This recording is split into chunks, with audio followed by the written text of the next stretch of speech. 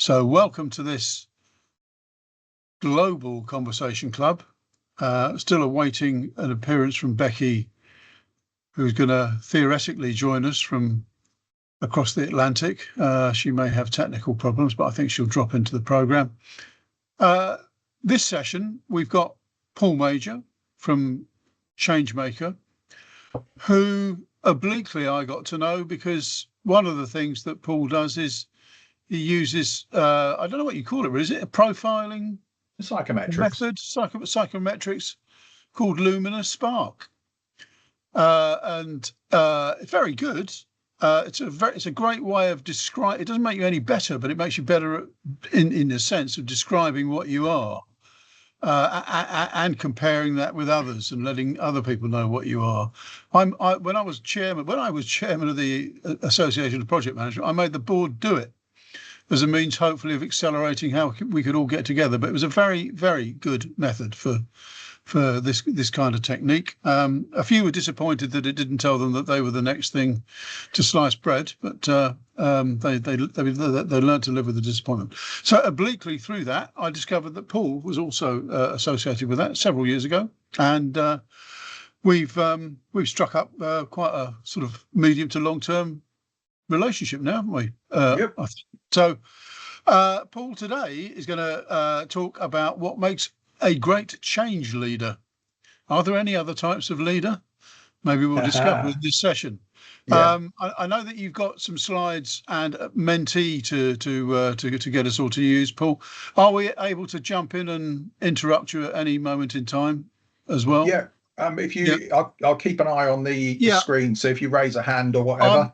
I'm useless at spotting hands when I'm talking, so I'll give you a shout if something goes up. Right. So on that note, Paul, a very warm welcome and great to see you and looking forward to this session. So it's all yours now. Lovely. Cheers, Steve. Good afternoon, everybody. It's an illustrious audience. I think looking around, I recognise many faces. Most of us have kind of been kicking around this space of Steve's friends, associates, and project and change and program management and all that stuff for quite a few years now. This conversation this afternoon was really just thinking about change leadership and contrasting that maybe to ordinary leadership and what makes a great change leader. And I've got a bit of an agenda that I'll go through in a moment. We will be using a bit of interaction because it's a conversation.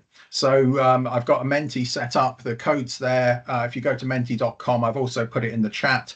If anybody can't find that, I'll refresh that when we get to that part of the conversation. I think probably most of you know me anyway, because we have bounced around Steve's events for the last few years and we kind of will have seen each other at different events. But just as a quick introduction, as Steve said, I work for an organization called Changemaker, and we're in the space of helping people make change happen, basically. Some of that's through helping design change programs, some of it's through helping to deliver change programs.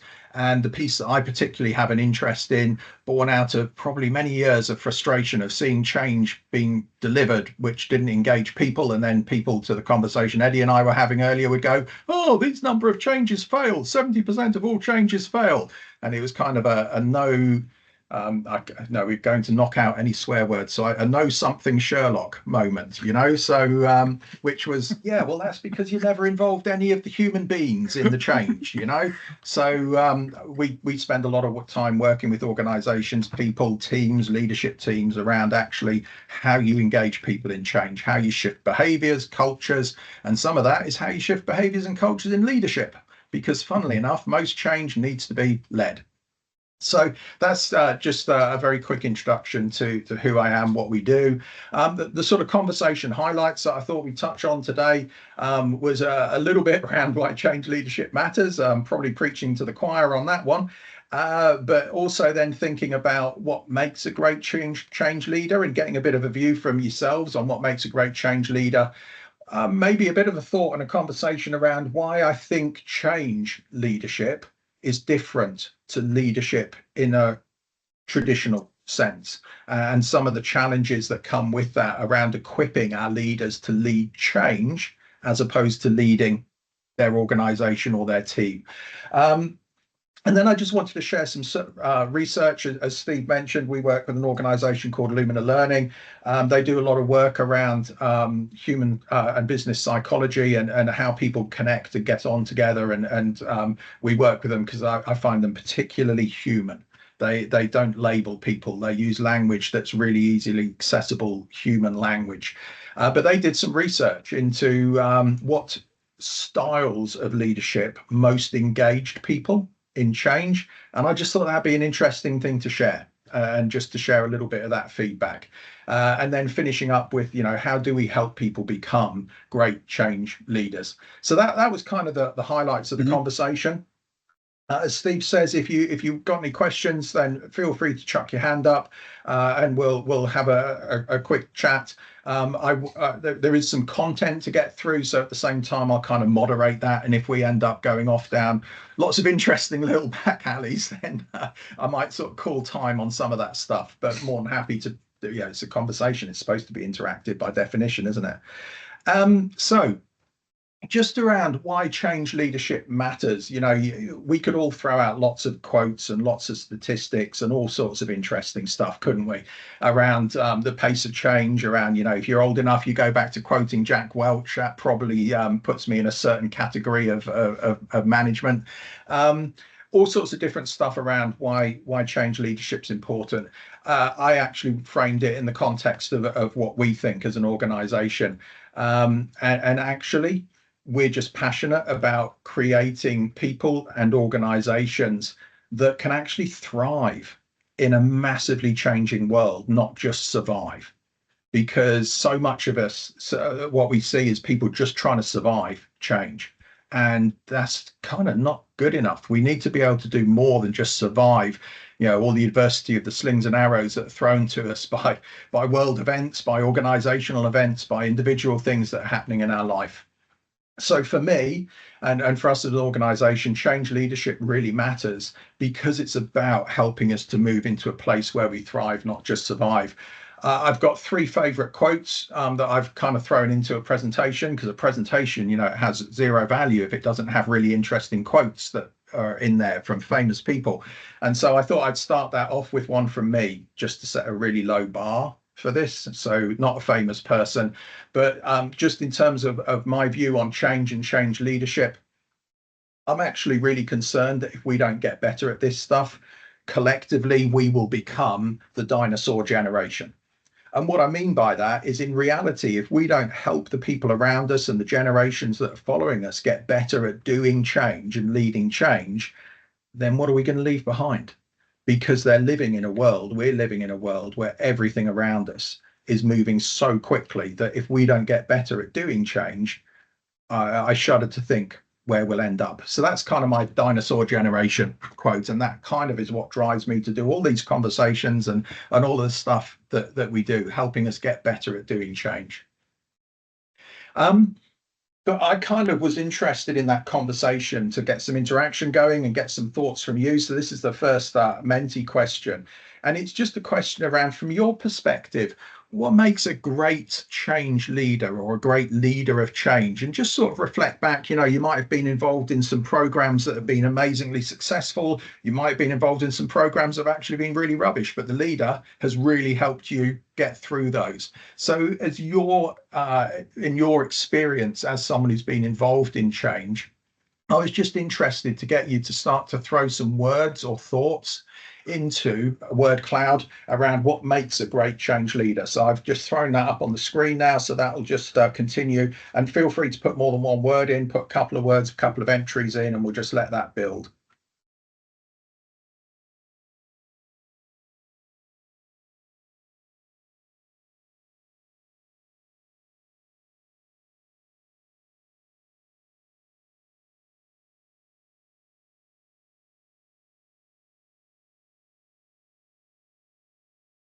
So you can see that building as well as it goes along.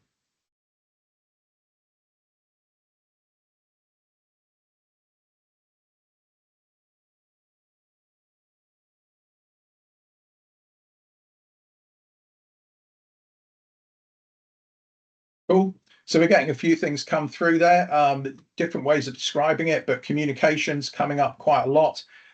So we're getting communication narrative, flexible communicator. We're getting communication. Obviously, some of you have used the word empathy quite heavily. So that sort of sense of empathy with people, empathy with what's happening, visionary. Talking to, there's some other stuff in there about strategic vision. There's kind of a mix of things in there as well around a lot of sort of behaviors stuff. So sort of inspirational, adaptable, some of the stuff around that's maybe a bit more structural around communication, around having clarity. It's really difficult doing this when it keeps moving around the screen and you look at a word and it suddenly shifts off to another direction.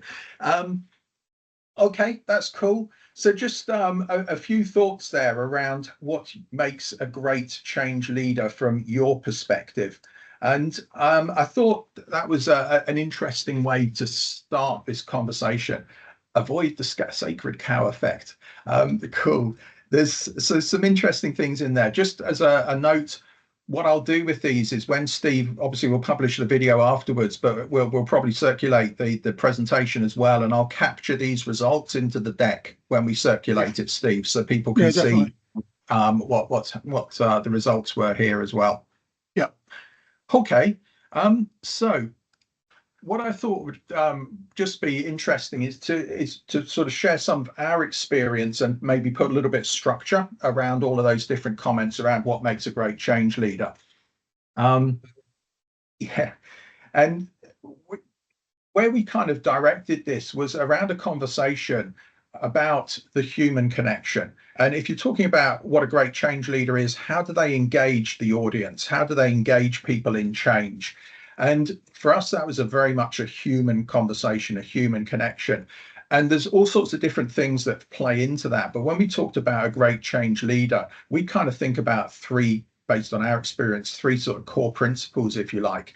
One of these came up quite a lot in that sort of word cloud, which was there's something around communication style. A great change leader actually is conscious of communication style. It's an important part of how they lead, understanding how expressing ideas and sharing information changes in the way that we interact with different people. So communication style was kind of one key pillar of creating an engaged audience.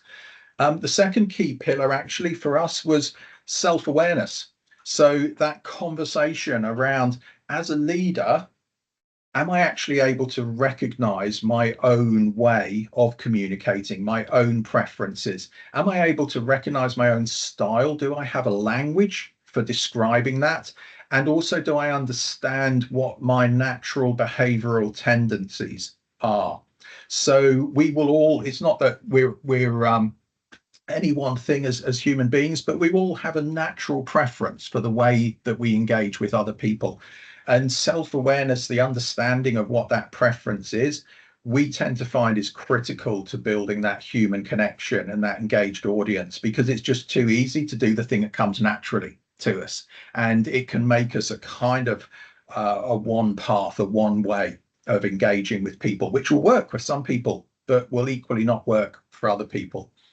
The third piece of the human connection and a great change leader from our perspective and our sort of experience, and this actually came up, I think, in a couple of the word clouds, is emotional intelligence. So if we think about self-awareness in the sense of actually what's your style and your personality and your preference around how you see and interact with the world, the emotional intelligence piece is a bit more visceral than that. It's actually the ability to recognize, to understand, and even to manage our emotional reactions.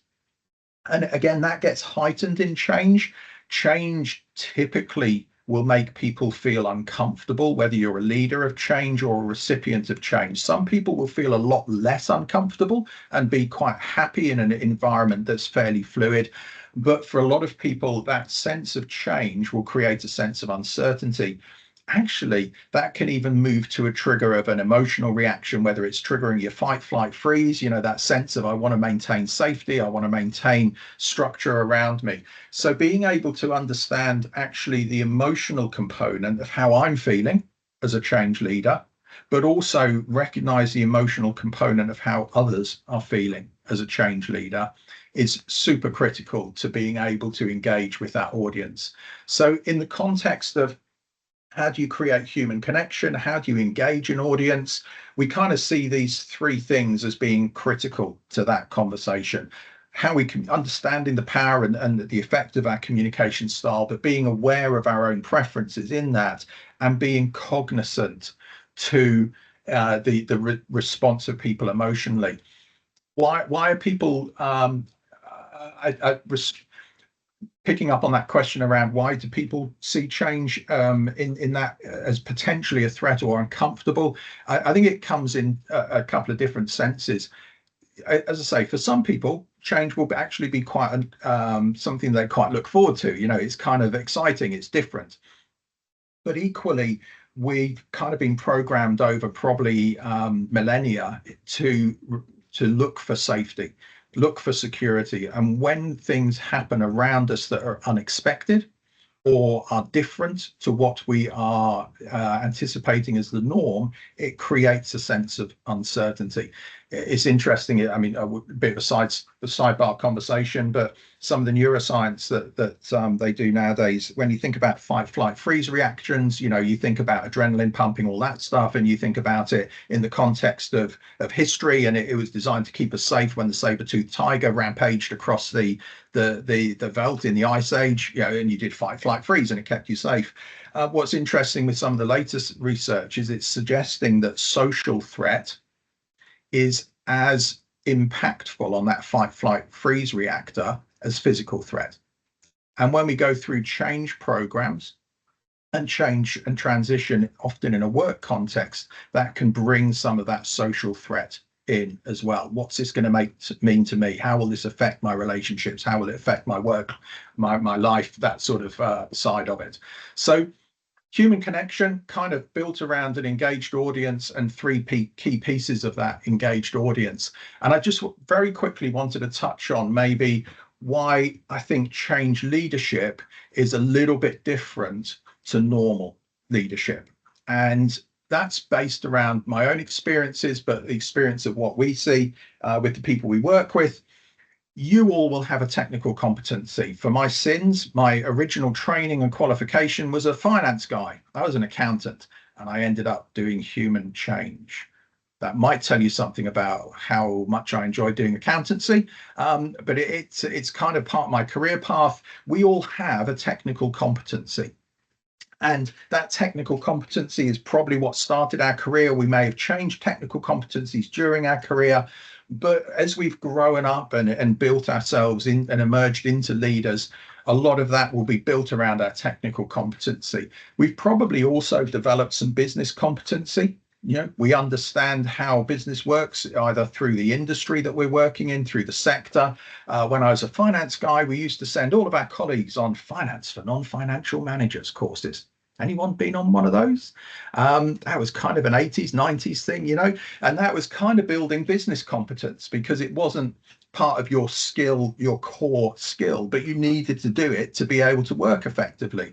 And some of that business competency is also maybe around the sector that you work in, around how you do some of the work that you do.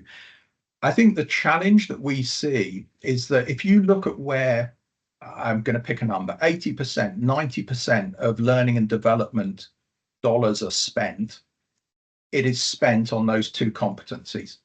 So as we bring leaders up through organizations, we're bringing them up and skilling and equipping them in technical competency and what I would call business competency.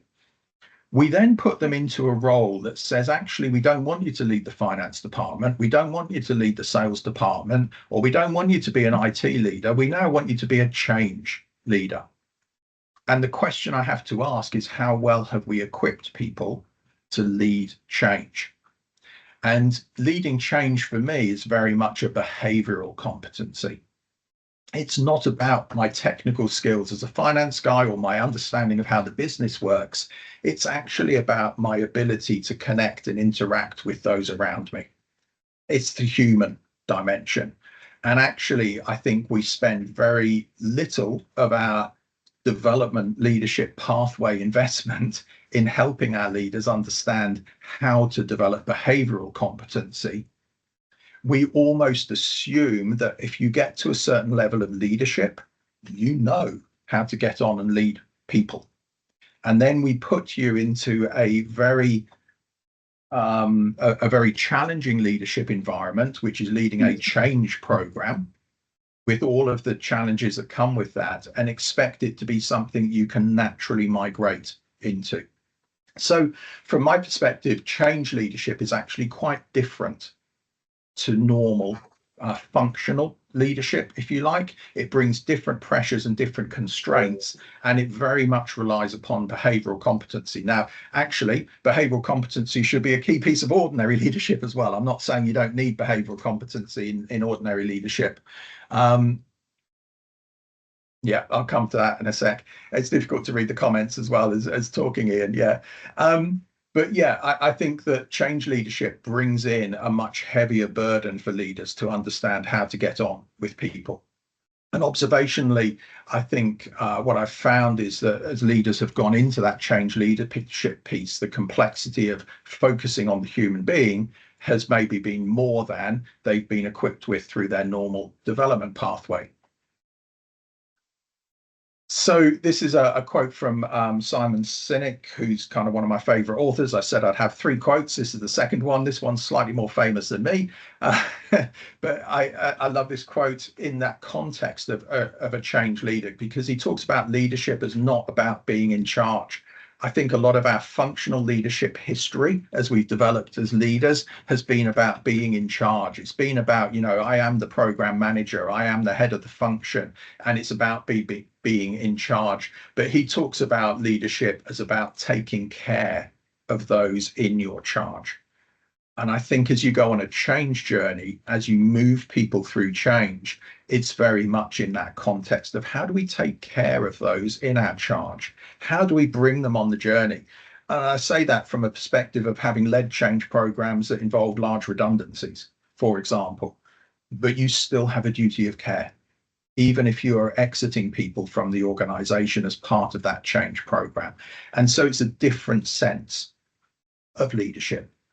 So if that looks at kind of some of the difference between change leadership in my view and traditional leadership, there's a conversation that I then wanted to sort of spend the next sort of 20 minutes on, which is thinking about what leadership styles actually create engagement for people. So if it's a human connection thing, if it's about behavioral competency, if it's about how we connect with other people around us in the organization and lead them through change, then what style of leadership, and I'm not going to put it in the context of kind of, is it dominant leadership, is it servant leadership? I'm going to put it more in the context of your style in terms of how you communicate with people and how you engage with people. So more in that context of personality, if you like, but which style of leadership, particularly in the communication sense, really creates engagement with people. And that leads us into some of the research that Lumna did.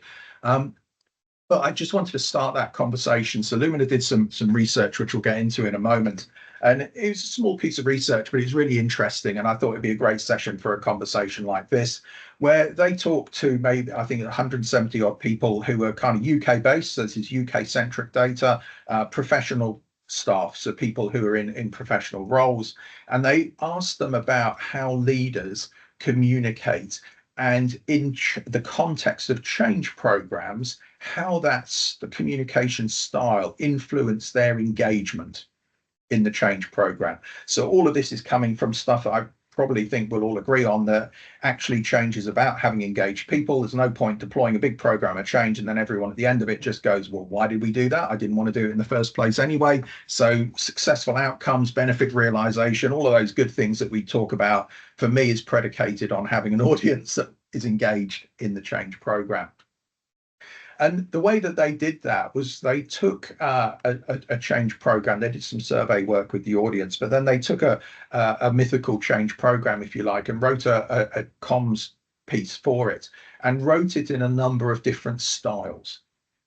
and then engage that audience with those different styles and ask them to rate the styles in terms of a few key questions. There's more than this, but because of time, I'll only go through these ones. So things like, how motivated did you feel after being involved in that style of communication? Or how much trust did it engender in the leadership? Or how positive did it make you feel about the change, or open to engaging in the change? So they posed a number of questions basically based on these different styles, and then created a little bit of research and results that came off the back of that, which I'll share in a moment. But just before I do that, I thought, again, it'd be interesting to sort of get a sense from people around the table around your experience of communications and communication styles and how effective you've found them in your lifetime. To do that, I just want to create a bit of shared language for us, and you'll probably recognize this language, but I'll just go through it and create that shared language just so that we have a sense of, when we start to talk about how leaders communicate and how they've communicated change in your experience, which different styles you might have experienced. So this is based around the Lumina language, which we use as a typical way of describing typical preferences that people have.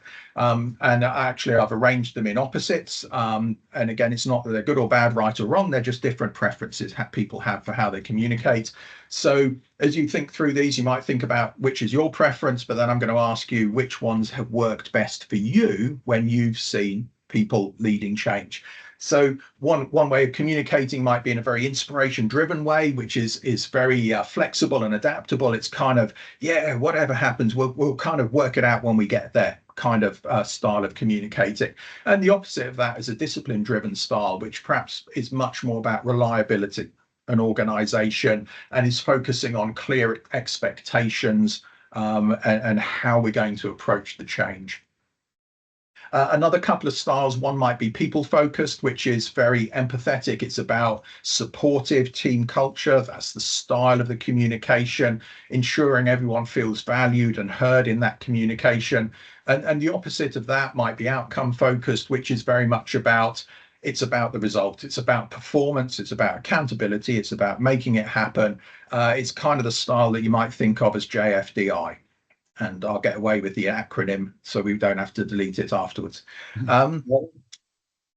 Another set of styles might be language you'll probably be very familiar with, but in this context, an introverted style of communication might be someone, it's not someone who doesn't communicate, it's someone who provides thoughtful and well-considered communication. So it might be a style of communication that's probably is much more focused on the process and the way that we're making the decisions, and that there's care and attention in that.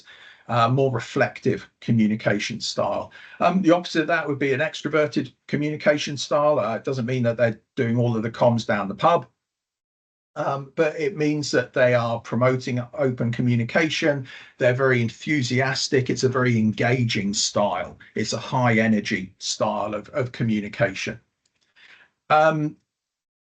Last sort of more personality based one, we talk about down to earth as a style, grounded in reality. This is the data. This is why we're doing it.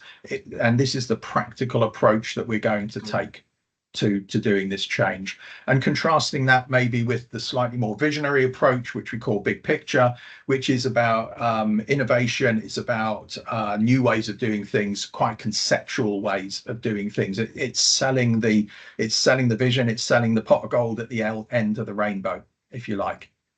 And we think about those sort of 8 in terms of personality, but we also think about a couple in terms of sort of more emotional based changes, styles of communicating rather. And we think about what we call reward reactors versus risk reactors. And some people emotionally will be more oriented towards communicating in a very optimistic way. A very confident way, and assuming that there's positive intent all around them. And other people will be perhaps more what we call a risk reactor, which are more vigilant, more modest, and they will communicate perhaps in a way where they're more aware of risks and downsides. So just different ways that people communicate. And I think as one of the comments that came up, it's not that we ever have just one style.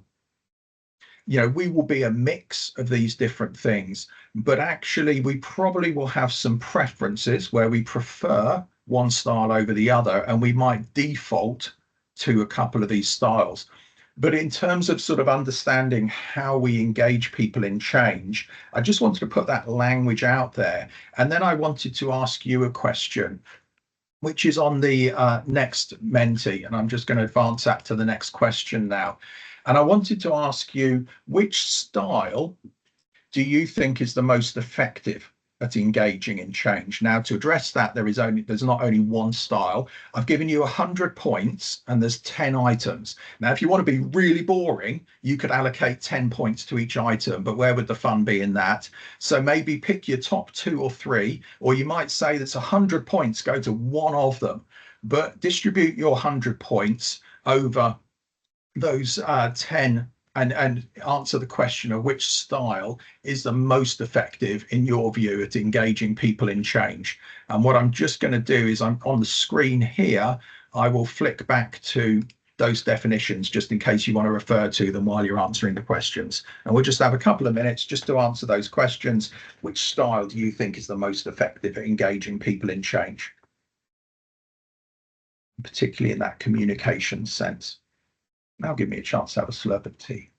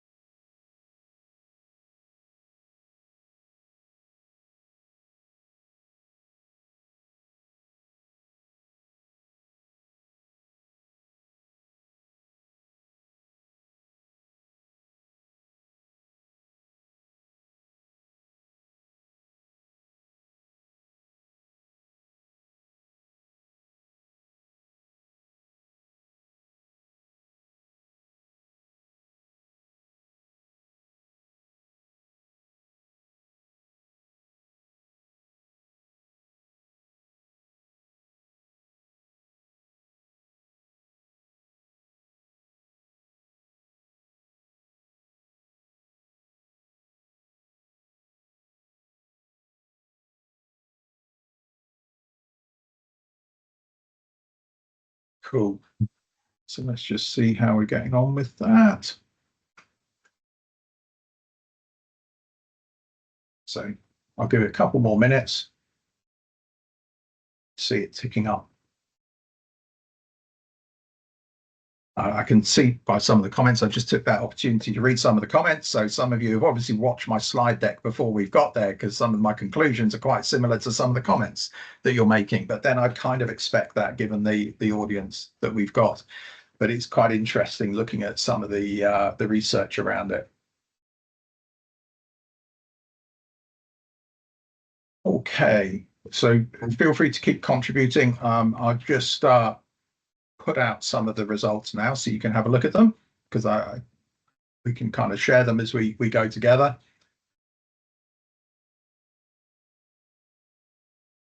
I obviously didn't know what the results were going to be, so I'm now reconfiguring my talk track, to see how this works as we go along. But that's the beauty of doing a conversation, isn't it? It's great fun.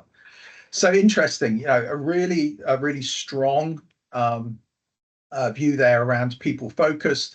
So in that people focused piece, we were talking about building a style that builds strong relationships, promotes a supportive team culture, everyone feeling valued. Inspiration driven was more of that sort of flexible, adaptable piece. So that's people who may be a style that says, hey, we'll kind of work with it as we go along. I'm very conscious in this that that you've only had 2 minutes to look at those definitions, so that there's a degree of variability that's going to be built into this. And then down the bottom, we've got extroverted, and I'm actually outcome focused is kind of third on there. So if that's the which style is the most effective at engaging people in change, the other question I wanted to ask you is a little bit of the practical application of that, which is actually, which style do you see used most often?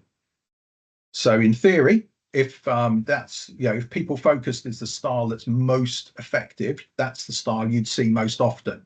But I'm going to get you to cast your mind back to the change programs you've been involved in and ask you again, spread your points around, and let's have a look at which style you have seen used most often. And I'm not just looking at successful change programs, I'm looking at all the change programs you've been involved in. Will you put those definitions up again? I will indeed.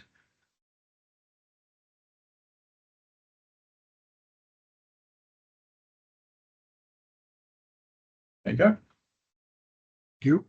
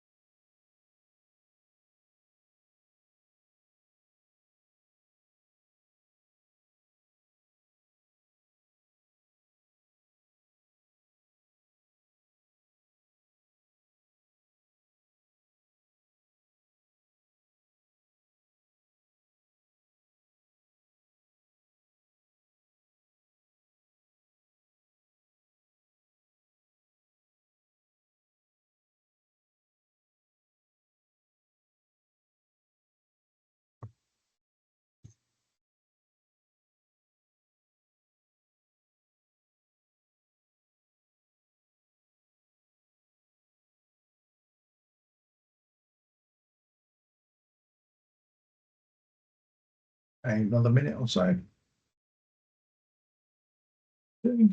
Yeah, cool. Got quite a few responses in. So let's just reveal the results and see what it looks like.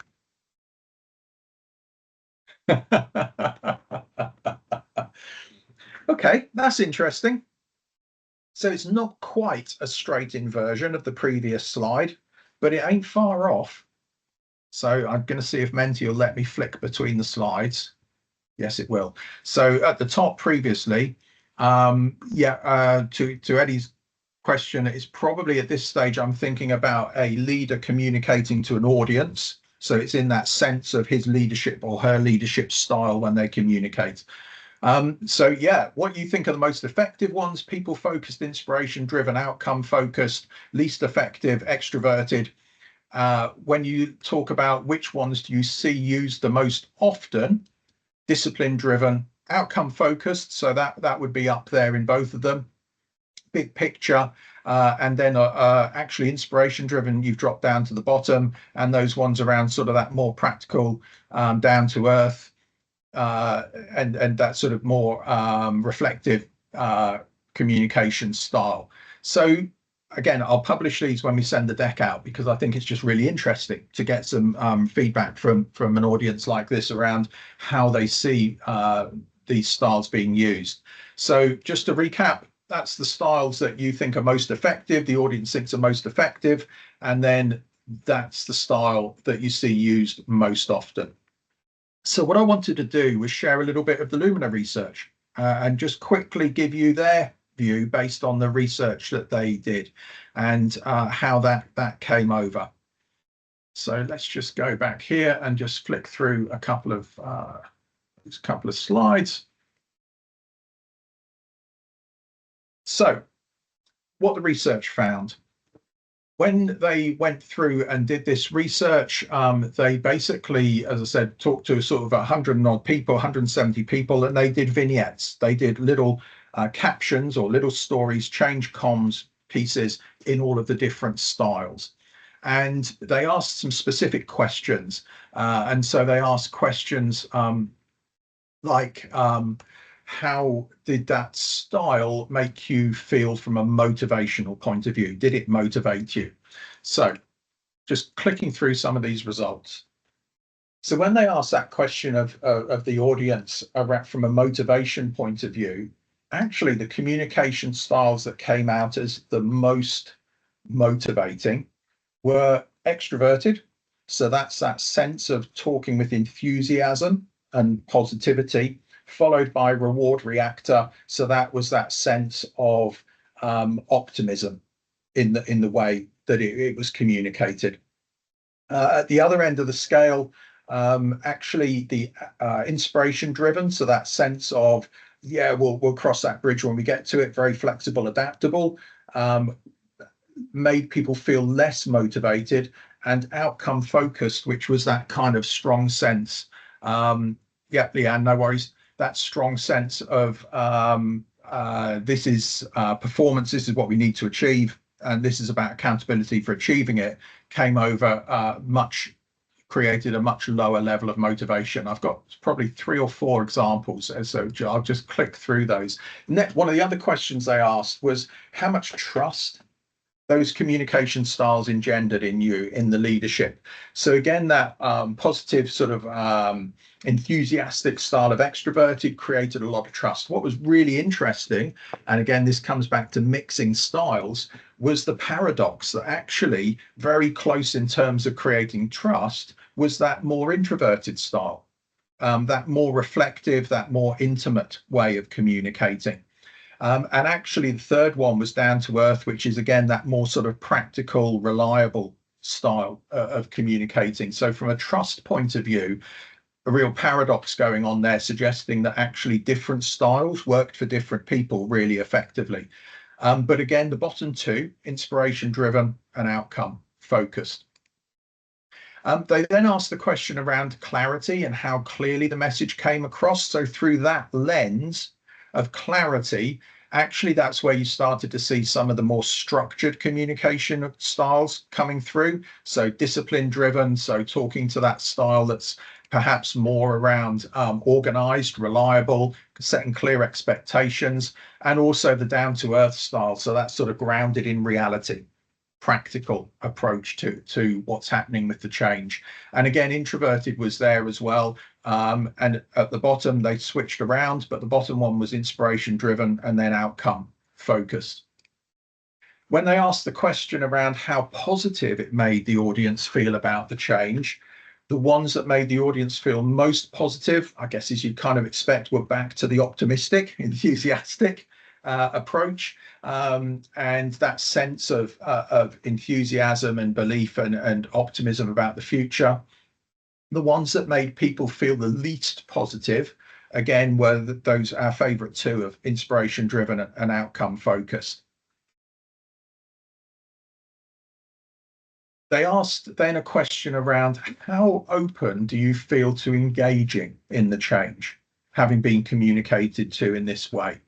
And that's where people focused came up. That sense of communicating in a collaborative, empathetic way really helped with engagement, and probably why it came out quite highly in your responses because of the way I framed the question.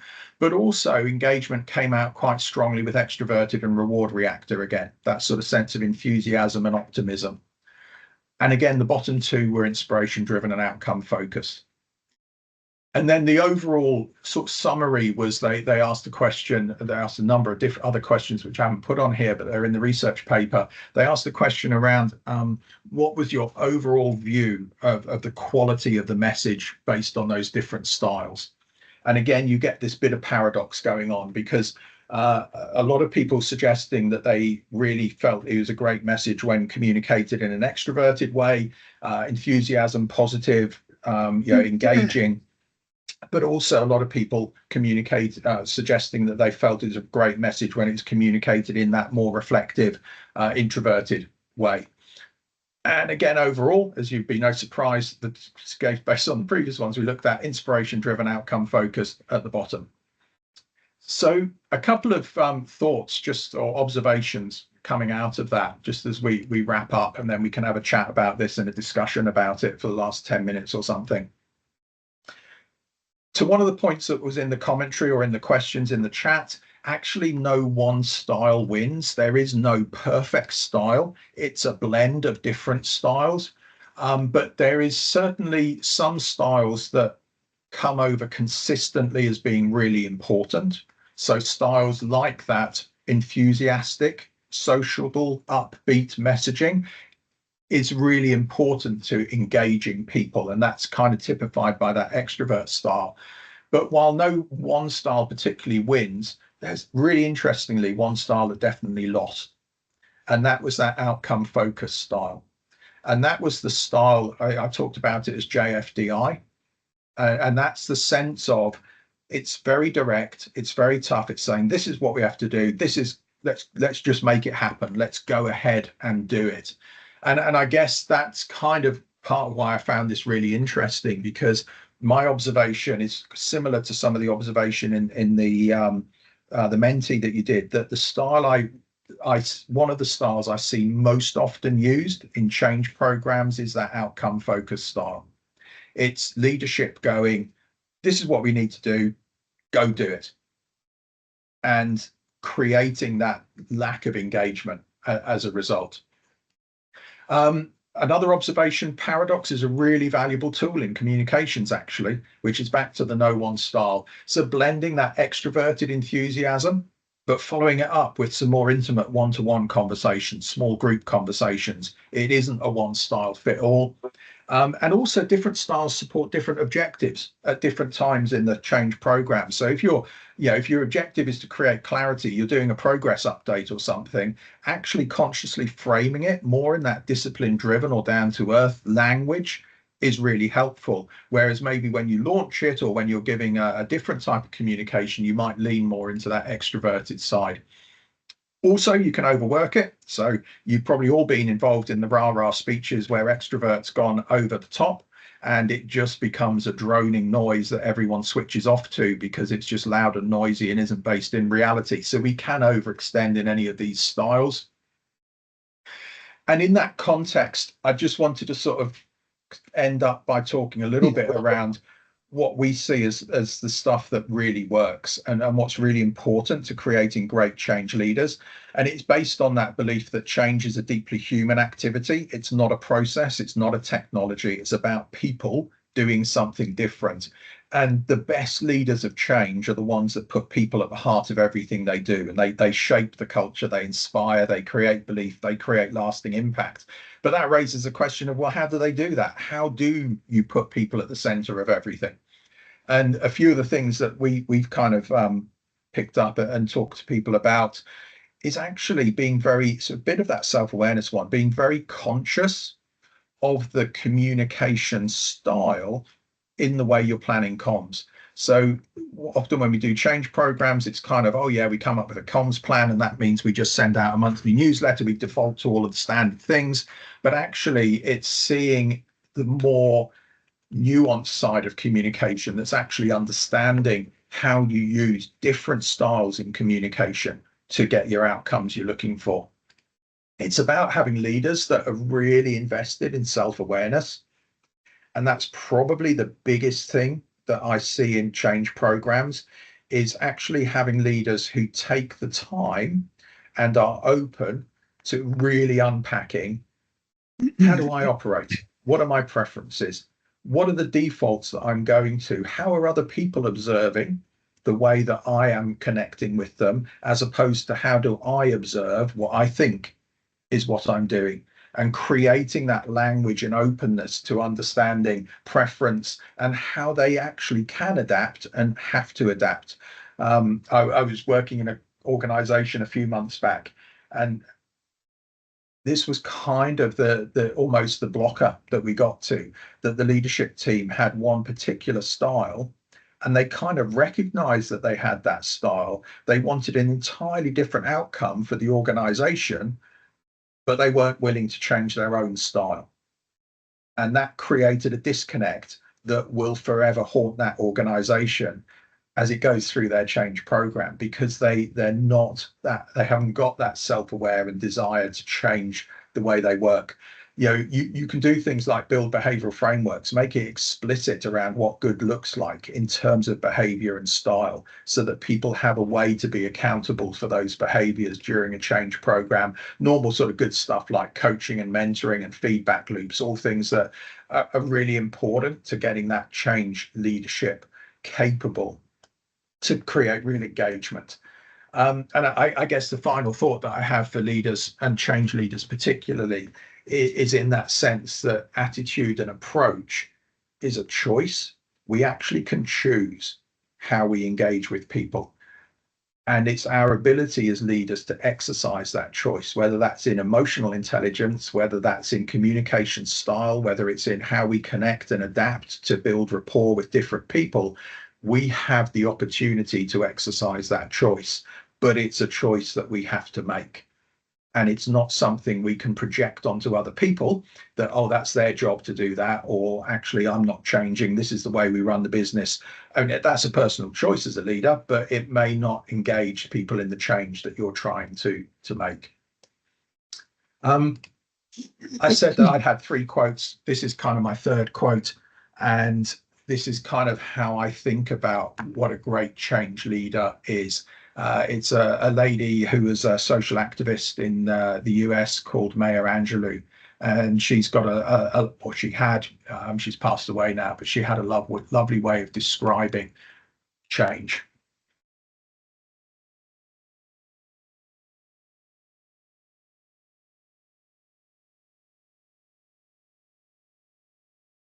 And I think for me, that kind of sums up change leadership. You know, it's not actually, even in the context of sort of business outcomes and benefit realization, when you're leading change, it's not about what you did. It's not about what you said. It's actually about how you made the people feel in the change program. Were they part of it? Did they feel, to Sinek's quote, that you cared for them as you led them? Because if you don't, they won't engage and you will not get the outcomes that you're looking for. So that was kind of my final thought. As I said earlier, if you want a copy of the research paper, just ping me. Contact details are up there. If you scan the QR code, it will download my contact details to your phone or whatever. But I was going to stop yakking on at that point and yeah, open it up for some questions and some thoughts. I've got one, maybe. Well, we haven't talked necessarily about reputation and results. And you know, I've seen it in the sense of that I felt that I've been in the presence of a great change leader, and I wasn't looking in the mirror, but they still presided over what was a disaster, effectively. So it might have made people feel really good, but just having a great change leader doesn't necessarily guarantee success. And should a great change leader be judged against success as much as how well they leave the people they worked with feeling? Open question. Because again, how do you get the next job? Case in point, I might, because I've personal knowledge, Crossrail. Crossrail in a heap, rescued to a degree. That person now in charge of what I would think is a ticking time bomb. Are they going to pull that out the clag as well as they did for Crossrail? I'm not holding my breath. And yet, you know, great guy. And there's another phrase, a bit like your JFDI. You can't polish a. You know, what if the actual pool that you're working with, the people that you're working with, just aren't savable, rescuable, able to be led even to the quality required? But that's great learning as well, because that should point whoever's organising overall, whatever that operation is, should say, hang on a minute, you know, we've got. I can't think of any great football managers at the moment, but we've got that great football manager, but we've got a team that are basically the equivalent of what used to be the 4th division. Yeah. What must we do? Yeah, I kind of get that, and I guess for me that kind of comes back. So in my context, in the context of this conversation, it's not saying that the engagement of the human being, if you like, in the change is the only thing that successful change is predicated on. And if I kind of went back to, you know, our kind of initial slide and the way we work, actually for us, it's predicated on 3 things. It's design the change properly in the first place, which means you're doing the right things in the right way, deliver the change effectively, which is all of that good program, project management, risk management, all of those things. But also you can do both of those things really well. And if you haven't engaged the human being and done the human change, you still won't get the outcomes you're looking for. I think we had a hand up from Was it Rebecca? I Becky, can't. is it you? Yes, Yeah. Well, Yeah. yes.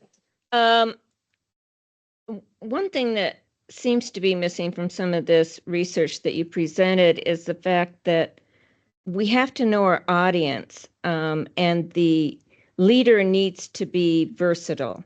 I can't just always default to the mode of communication that I prefer.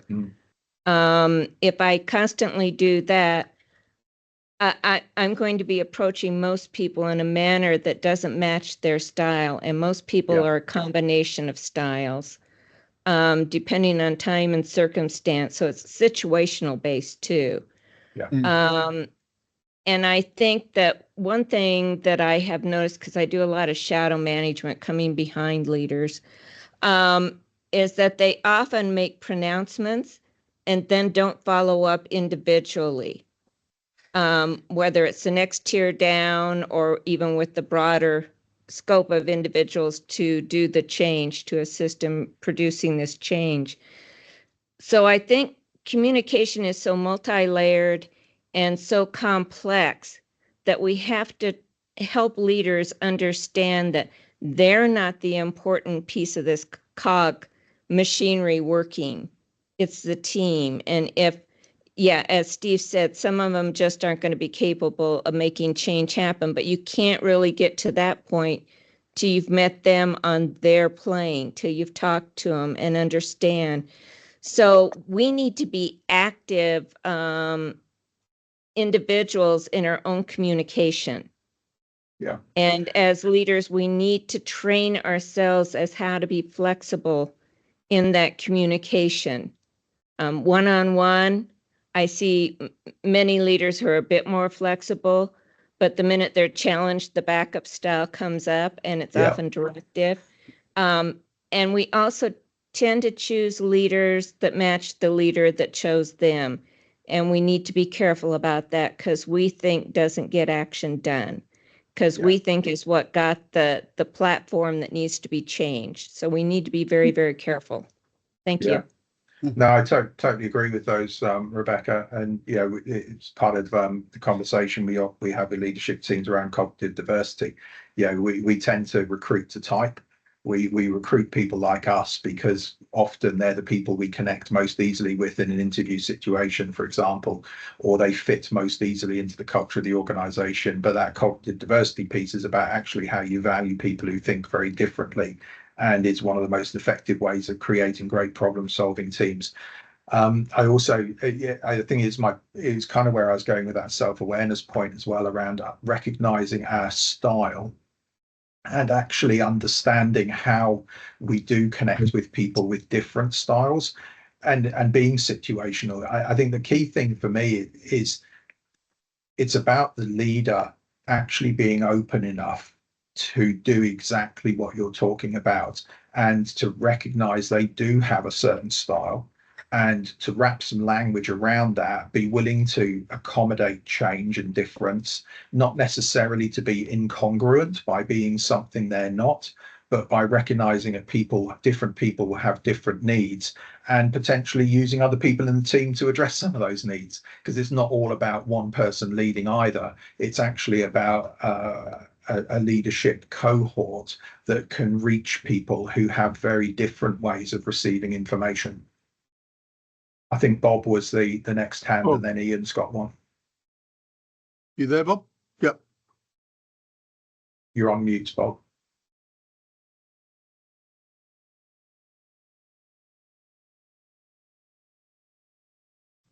How about that? That's better. Right. Sorry. Okay. Now I'd be interested in your comment on the approach that I used to often take, which was that I would divide all the people that I was working with into three. A third of them would I know, because I would know the people, be supportive. Another third couldn't care less, and the last third would fight me. So my tactic, and this is just a tactical approach really, was go for the people. Well, first of all, don't take on the people that are going to fight you first. Go for the people that you know will support you. Follow it up with the people that couldn't care less, but you can always say, well, this number of people have agreed with it. And then by the time you get to the people that are going to fight you, you know that you've got a very big majority and they're not in a very good position. to stand up to it, as it were. So I just wondered, that kind of tactical approach you didn't really talk about. I just wondered if you got a view on that at all. Yeah, I mean, I kind of put that's almost in the Cotter world of dealing with the no-nos. If you're kind of familiar with his penguins and iceberg and stuff like that, and I think that's a strategy for dealing with change.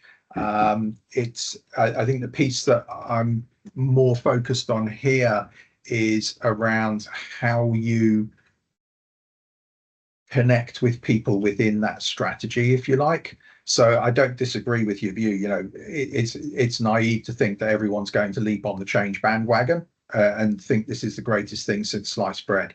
But equally, I think that you have to find ways of reaching people. You know, we work with an approach called ProSci, and that talks about resistance management. And resistance management is kind of, how do you deal with the third that actually don't want to be involved or don't want to support the change. But even with that third, I think you can do things that consciously help you to have a better chance of connecting with them by using these sort of approaches and understanding how to engage with people who have different ways of perceiving the change, if you like. Okay, thanks. Thanks, Bob. Ian? Yeah, thanks, Paul. A thought on some of the other prerequisites for a long-term successful and sustainable change. So I'm thinking about the substance of what's being changed, why it's being changed, whether there are hidden agendas or public agendas. Is this so-called business transformation only being done to keep the CEO's pension topped up for 2.5 years before everybody sees through it? Yeah. Or so that some venture capitalist can extract a load of money out the company, but then it needs dressing up as something else. So it seems to me that there's a balance, and the more genuine the substance of the change, maybe the less the need for outstanding change leaders, and the good, in inverted commas, and support of change, most of we average folks can lead it through successfully. What's your thought on that balance, and where is the role for the sort of substance over the style of a change? So, yeah, I think a great question, and probably my view is that actually there's, how can I put it? I get that some changes will probably feel like they're more valid than others. Yeah. But that validity is still very much cast in the perception of the recipient. Yeah. So the ability to engage someone in change still becomes really vital, because you might be, I do a chunk of work in not-for-profits and third sector, yeah? And in that sense, I find it one of the most interesting and challenging areas to do change, because you think everybody's behind the change because it's a social purpose. We all want to make people better. We all want people to have happy lives. We all want people to live longer and be healthy. And there's a sense that because it's a social purpose, it must be a great change that we're deploying, and therefore why wouldn't you want to support it?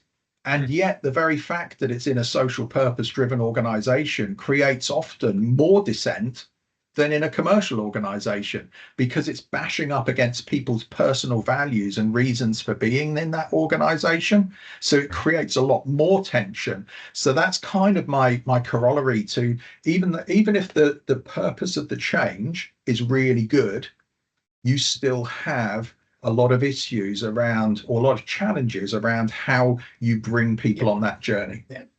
Which I was thinking about, the substance includes the practices of, are we doing the right thing? Have we spent enough time sort of examining the situation, deciding what to do, not jumping on the first bandwagon that comes along, etc. So I've seen organizations hollow out their internal capability, and it's only 20 years later that the impact's been seen, the negative impact.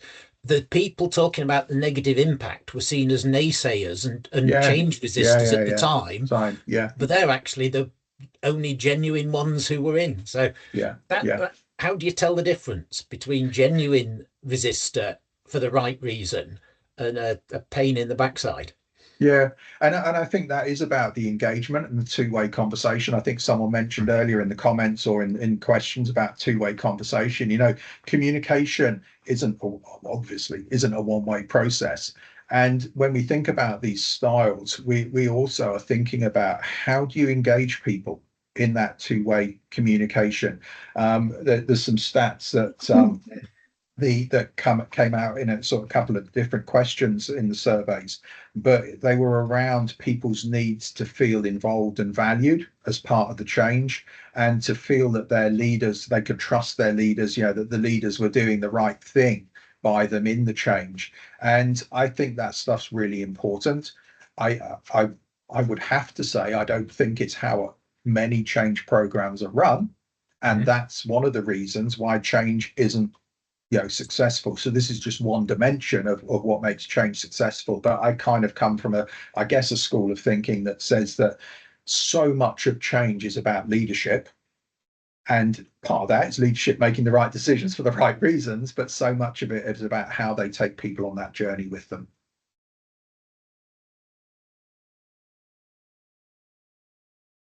Cool. I sort of listening to the theory in the discussion. Have you ever done a sort of observational session, possibly with performers? You know, actually watching a group at play, as it were, and trying to sort of use that as a demonstrator. I've done a few sort of things in that space, but nothing particularly. Yeah. You know, I mean, we did the thing with Jack at one of your sessions a few years back, where we kind of used that. That's true. I almost had a sort of goggle box moment where I thought we should maybe watch something like we do and then comment on it. Yeah. And maybe we could try and fix something. I'm just in my head is starting to think maybe we could fix something like that up. Yeah. Because it's always that observational. You come out of a meeting and you say, what did you think of so-and-so, or that moment, or this moment, or and I'm always intrigued by what Lumina Spark gave me and that I gave to my board, which I said, now you've got a choice. Now you understand everybody using this profile. It's up to you whether you're nice or nasty to them, but essentially you can push their buttons or not, or in a good way or a bad way. Once you've got that, and also the performing change manager, because we'll switch styles. I would imagine in the context of the situation that they find themselves in. So, you know, it's that sort of good cop, bad cop, nice person, listening person, and how do you sort of weave your way through all of that? But having that, I think the underlying fact for me was that at least you understood to a greater or lesser degree what you were doing. You were more in control, more in personal control, and I think that's possibly a good thing to. That sort of inner self knowledge, without making it too spiritual, but understanding far more why you're doing it and what you're doing it. It's a self-awareness piece. Yeah. And you know, I mean, that tends to be a lot of how we run the workshops that we do with leadership teams. You know, someone was mentioning about writing a book earlier. The book that I'm doing with a colleague at the moment is around how you create high-performing non-exec boards. So you're throwing a group of people that don't work with each other 5 days a week. They only meet up 3 times a month for a few hours, and yet they are making the most high-stakes decisions, and particularly in not-for-profits, you know, which are very influential around how the NED works with the operational exec and things, and third sector. And we're writing a whole book around the people around the table, how you actually get people who don't know each other really well to interact. Dare I say, they tend to be people who also have been hired because of what they represent rather than what they can do. And when we run those sort of workshops, you know, it is all about self-awareness. It's creating some of those in a safe place, some of those honesty conversations where people actually can go, okay, you know, I found that really challenging, the way that you were talking to that information or presenting that question, but now I understand that's your style. Let me help you understand why I found it challenging, because this is my style and how I interpreted it. And you move people to a place of conscious decisions as opposed to emotional reactions or subconscious decisions. Yeah, good point. Look, I think we're up to getting on for 12 minutes overtime at the moment. I'd also be interested, Eddie, in your listening session. Maybe I'll give you a chat. I'll follow you up on that. Sure, absolutely. I mean, just basic listening skills, because what you find is often, even however good the leader is at communicating out, it doesn't arrive. Exactly. And so just working on that, keep the leaders, don't spend any money or time on the leader, because if you're serious at your listening skills, you're watching, you're listening, you're trying to fill the gaps on behalf of the person who you're listening to or taking the information for, and you're doing with a level of empathy. So even if the leader's really rubbish at communication in your style, you still absorb it, or you ask the follow-up questions, which is the two-way conversation. Yeah, again, I've got this thing in my head of going into a meeting briefed fully with your message, so that you're automatically switched off. You're not going to listen to these people because you're there to deliver this, and not take account of what other opinions, other perspectives might be, which may ultimately be better. It's this collaborative consensus thing that makes, I think, for a more constructive experience, even if you lose, in inverted commas. Okay, well, look, I'm going to draw it to a close with a big thank you to you, Paul, because I think we could talk we could talk for hours, and then maybe we'd go and do something about it for a couple of minutes. But no worries. No, it's great session. From CPM's perspective, I want to thank you also, and to say that the next session will be announced here shortly. I need to verify with the speaker we had lined up due to, as many of you probably heard, we're having a government shutdown and massive furloughs. So I need to check with this individual to see their availability. Those that are left are actually trying to perform several jobs. So at any rate, Steve, I'll get you that information here shortly before the end of the week.